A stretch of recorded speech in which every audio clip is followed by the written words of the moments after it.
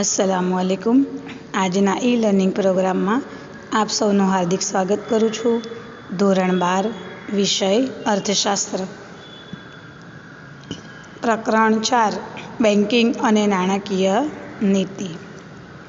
Banking અને નાણાકીય banking and monetary policy એના વિશે વિદ્યાર્થીઓ આપણે અભ્યાસ કરી રહ્યા છીએ। આપણે લાસ્ટ વિડીયોમાં ભારતમાં વેપારી બેન્કોનું અસ્તિત્વ, શેડ્યુલ બેન્કો વિશે માહિતી મેળવી હતી, શેડ્યુલ બેન્કનું વર્ગીકરણ। હવે આજે આપણે ભારતની મધ્યસ્થ બેંક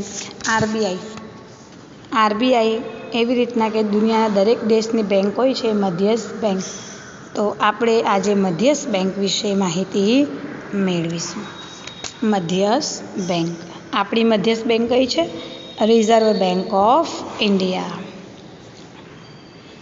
તો દુનિયાના દરેક દેશમાં એક મધ્યસ્થ બેંક હોય છે જે દેશની તમામ બેંકોની કામગીરીનું સંચાલન, મૂલ્યાંકન અને અંકુશની કામગીરી બજાવે છે।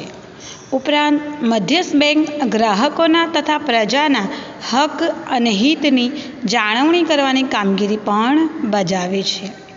તેથી જ આરપી કેન્ટ નામના જે અર્થશાસ્ત્રી છે તેઓ કહે છે કે the institution charged with the responsibility of managing the expansion and contraction of the volume of money in the interest of the general public welfare।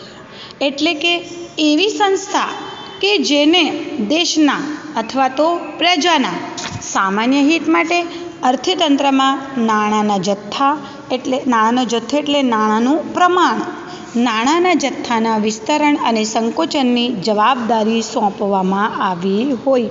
એટલે કે નાણાંના જથ્થાનું વિસ્તરણ અને સંકોચનની જવાબદારી જે સંસ્થાને સોંપવામાં આવી હોય એને મધ્યસ્થ બેંક તરીકે ઓળખવામાં આવે છે।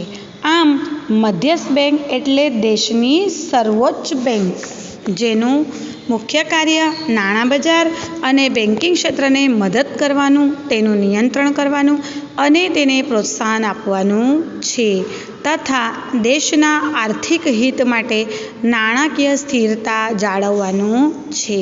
જો અર્થતંત્રમાં આપણે ભણી ગયા છે આગળ નાણું અને ફુગાવો કે અર્થતંત્રમાં નાણાંનું પ્રમાણ વધી જાય તો ફુગાવાની પરિસ્થિતિ સર્જાય, બરાબર। એટલે દેશના આર્થિક હિત માટે નાણાકીય સ્થિરતા જાળવવી જરૂરી છે, જે કામ કોને સોંપવામાં આવ્યું છે? મધ્યસ્થ બેંકને। તો સમગ્ર અર્થતંત્ર પર નાણાંના હેરફેરની અનેક અસરો થતી જોવા મળે છે, જે દેશની આર્થિક વૃદ્ધિ તથા વિકાસને અસર પહોંચાડે છે। દેશના અર્થતંત્રમાં નાણાંની હેરફેર થાય તો તે અર્થતંત્રને અસર પહોંચાડે છે। નાણાકીય વ્યવહારોના નિયંત્રણ તથા નાણાંના મૂલ્યની જાળવણીની જવાબદારી મધ્યસ્થ બેંક દ્વારા બજાવવામાં આવે છે। આ તમારે યાદ રાખવાનું છે કે નાણાકીય વ્યવહારો અને નાણાંના મૂલ્યની જાળવણીની જવાબદારી કોને સોંપવામાં આવી છે? મધ્યસ્થ બેંકને। તો હવે આ નાણાંના મૂલ્યની જાળવણી કરવા માટે આરબીઆઈ શું કરે? આપણી જે આરબીઆઈ છે રિઝર્વ બેંક ઓફ ઇન્ડિયા, તો નાણાકીય નીતિ ઘડે છે, મોનેટરી પોલિસી ઘડે। ટૂંકમાં મધ્યસ્થ બેંક અર્થતંત્રમાં આર્થિક સ્થિરતાની જવાબદારી સ્વીકારે છે। મધ્યસ્થ બેંક સરકારને પણ નાણાકીય સલાહ સૂચનો આપે છે। તેજીની પરિસ્થિતિ હોય, મંદીની પરિસ્થિતિ હોય તો ત્યારે અર્થતંત્રને કેવી રીતના સમતુલામાં લાવવું એના માટે મધ્યસ્થ બેંક સરકારને નાણાકીય સલાહ સૂચનો પણ આપે છે। એ તમને હું આગળ જેમ આપણે આરબીઆઈના કાર્યો ભણીશું ત્યારે સમજૂતી આપીશ। તો હવે આપણે જોઈએ આપણી જે ભારતની મધ્યસ્થ બેંક છે ભારતીય રિઝર્વ બેંક અથવા તો રિઝર્વ બેંક ઓફ ઇન્ડિયા, તે કેવી રીતના કામગીરી કરે છે, એની સ્થાપના ક્યારે થઈ તે આપણે જોઈએ। ભારતીય રિઝર્વ બેંક, તો ભારતની મધ્યસ્થ બેંક રિઝર્વ બેંક ઓફ ઇન્ડિયાના નામે ઓળખાય છે। 1934ની રિઝર્વ બેંક ઓફ ઇન્ડિયાના ધારા મુજબ આરબીઆઈની સ્થાપના 1 એપ્રિલ 1935માં થઈ. વિદ્યાર્થીઓ આ ખાસ તમારે યાદ રાખવાનું છે. આરબીઆઈની સ્થાપના ક્યારે થઈ? 1 એપ્રિલ 1935. અને કેટલા રૂપિયાના મૂડીરોકાણથી? તો ₹5 કરોડના ખાનગી મૂડીરોકાણથી આરબીઆઈની સ્થાપના થઈ હતી. અને જાન્યુઆરી 1 એટલે 1 જાન્યુઆરી 1949માં આરબીઆઈનું રાષ્ટ્રીયકરણ કરવામાં આવ્યું. એટલે કે ખાનગી મૂડીરોકાણ દ્વારા ₹5 કરોડના ખાનગી મૂડીરોકાણથી 1 એપ્રિલ 1935માં આરબીઆઈની સ્થાપના થઈ અને 1 જાન્યુઆરી 1949માં તેનું રાષ્ટ્રીયકરણ કરવામાં આવ્યું. તમારે યાદ રાખવાનું છે વિદ્યાર્થીઓ. આગળ આપણે જોઈએ કે આરબીઆઈ દેશની સર્વોચ્ચ બેંક એપેક્સ બેંક છે, જે સમગ્ર બેન્કિંગ ક્ષેત્રની કામગીરી પર ધ્યાન રાખે છે. આપણા દેશમાં જેટલી પણ બેંકો આવેલી છે, વેપારિક બેંકો છે, શિડ્યુલ બેંકો છે, વેપાર વાણિજ્ય બેંકો જે છે, એ દરેકની કામગીરી પર આરબીઆઈ ધ્યાન રાખે છે, તેનું નિયંત્રણ કરે છે અને સાથે સાથે ભારતની નાણાકીય નીતિ પણ ઘડે છે.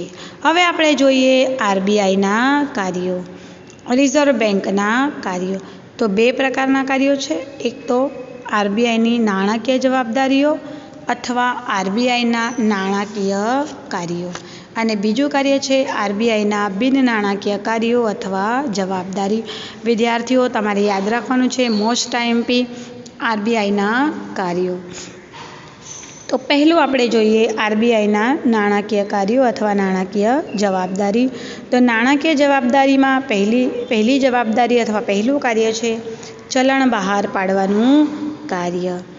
તો ₹2 અને 2થી વધુ રકમની નોટો છાપવાની અને બજારમાં મૂકવાની ફરજ આરબીઆઈ બજાવે છે. તમારે યાદ રાખવાનું છે વિદ્યાર્થીઓ કે ₹2 અને 2થી વધુ રકમની નોટો છાપવાની અને બજારમાં મૂકવાની કામગીરી કોણ કરે છે? આરબીઆઈ. જ્યારે ચલણી સિક્કાઓ અને ₹1ની કાગદી નોટ ભારત સરકારના નાણાં ખાતા દ્વારા બહાર પાડવામાં આવે છે. ₹1ની નોટ અને સિક્કાઓ કોના દ્વારા બહાર પાડવામાં આવે? ભારત સરકારના નાણાં ખાતા દ્વારા. પરંતુ સરકારના એજન્ટ તરીકે આરબીઆઈ તેમની વહેંચણી કરવાની જવાબદારી નિભાવે છે. બરાબર. બીજું કાર્ય જોઈએ સરકારની બેંક તરીકેનું કાર્ય. તો આરબીઆઈ કેન્દ્ર સરકાર તથા રાજ્ય સરકારોની બેંક તેમના નાણાકીય એજન્ટ તથા નાણાકીય સલાહકાર તરીકેની ફરજ બજાવે છે. એજન્ટ તરીકે સરકારના બોન્ડ, સરકારના ખાતાઓ, ચલણી સિક્કાઓ, ₹1ની નોટ વગેરેનો વહીવટ કરે છે તથા જ્યારે સરકારને જરૂર પડે ત્યારે સરકારને ધિરાણ પણ આપે છે. ત્રીજું કાર્ય એનું જોઈએ આપણે બેંકોની બેંક અને બેંકોના અંતિમ સહાયક તરીકેનું કાર્ય.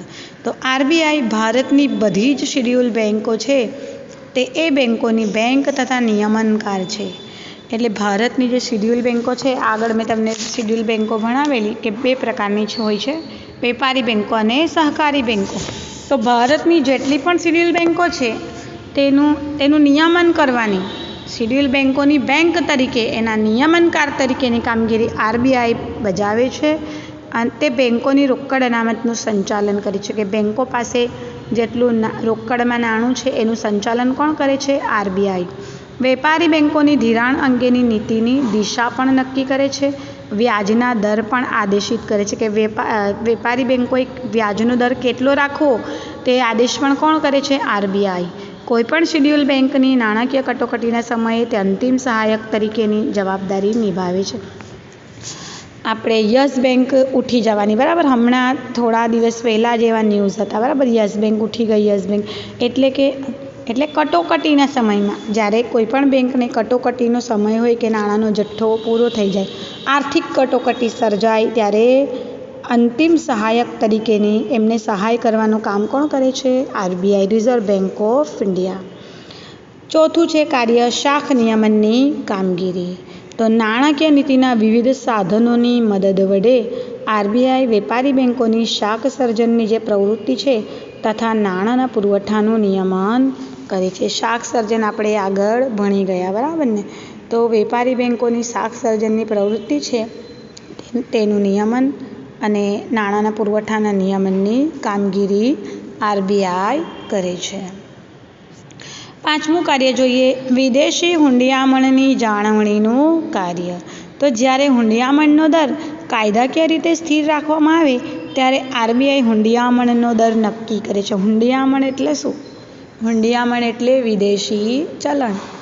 દાખલા તરીકે ડોલર, પાઉન્ડ, યુરો, દિનાર આ બધા વિદેશી ચલણ છે, એને કહીશું હુંડિયામણ. અને હુંડિયામણનો દર એટલે જે દરે એક દેશના ચલણનું બીજા દેશના ચલણમાં રૂપાંતર થાય તે દરને હુંડિયામણનો દર કહેવામાં આવે છે.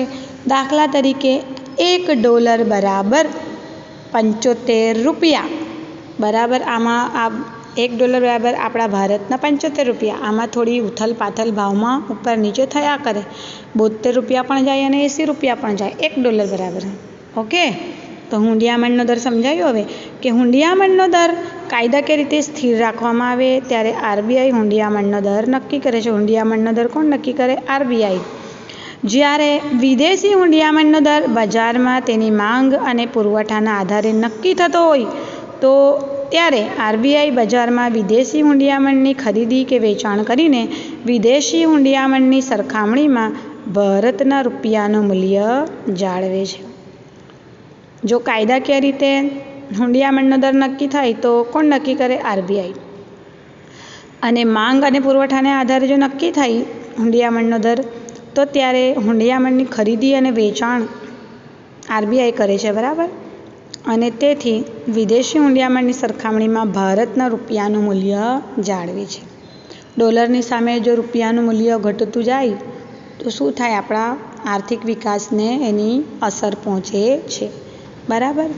તો આમ આરબીઆઈ ભારતના ચલણનું મૂલ્ય અને દેશોના ચલણની સામે જાળવવાની કામગીરી બજાવે છે.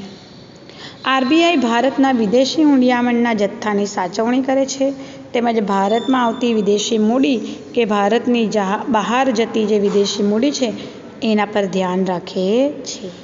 આરબીઆઈ શું કરે છે? વિદેશી હુંડિયામણના જથ્થાની સાચવણી, કે આપણે ત્યાં કેટલી વિદેશી મૂડી આવી અને ભારતની બહાર કેટલી ગઈ વિદેશી મૂડી, એના ઉપર ધ્યાન રાખે છે. તો આજે આપણે ભારતીય રિઝર્વ બેંક ઓફ ઇન્ડિયા, ભારતીય રિઝર્વ બેંક અથવા તો રિઝર્વ બેંક ઓફ ઇન્ડિયાના નાણાકીય કાર્યો અથવા નાણાકીય જવાબદારી વિશે માહિતી મેળવી. આજનો આપણો વિડીયો અહીં પૂર્ણ થાય છે.